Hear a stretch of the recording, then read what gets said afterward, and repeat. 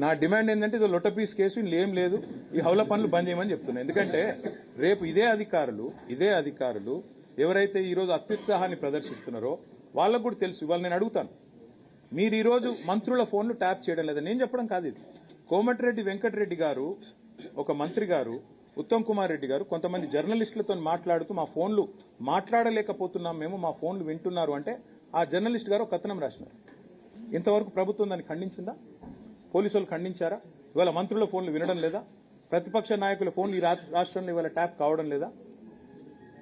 Brother, నేనేమంటున్నా అంటే వాళ్ళకు కూడా తెలుసు, పోలీసు వాళ్ళకు కూడా, ఇది కేవలం వాళ్ళు బలి పశువులు అయ్యే ఒక కార్యక్రమం. రాజకీయ క్రీడలో మీరు మొన్న ఒకటి గమనించండి, మీరందరూ జర్నలిస్టులు,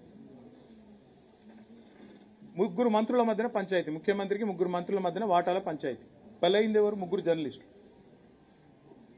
మా దొంతు రమేష్ గారు, సుధీర్ గారు, పరిపూర్ణచారి గారు మొన్న వాళ్ళు అరెస్ట్ అయింది. అసలు వాళ్ళందరూ బాగానే ఉన్నారు. అసలు కథ ఏంది? కాంగ్రెస్ పార్టీలో ఆధిపత్య పోరు, అంతర్గత పోరులో ముగ్గురు మంత్రుల మధ్యన వాటాల పంచాయతీలో ముగ్గురు జర్నలిస్టులు బలి. అదే పద్ధతుల్లో ఇప్పుడు ఈ ఫోన్ ట్యాపింగ్ వ్యవహారంలో కూడా ఈ దిక్కుమాలిన రాజకీయ క్రీడలో, ఈ వికృతమైన క్రీడలో రేపు బలు పశువులయ్యేది అధికారులు.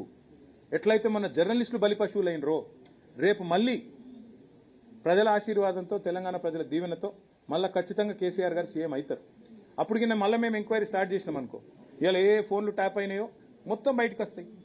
ఇవాళ వాళ్ళు ఏమేమి అక్రమ కార్యక్రమాలు చేస్తున్నారో అన్ని బయటకు వస్తాయి. అప్పుడు ఇదే అధికారులు ఎవరైతే ఉన్నారో వాళ్ళందరూ ఇబ్బందులు పాలవుతారు. అది వాళ్ళకు కూడా తెలుసు.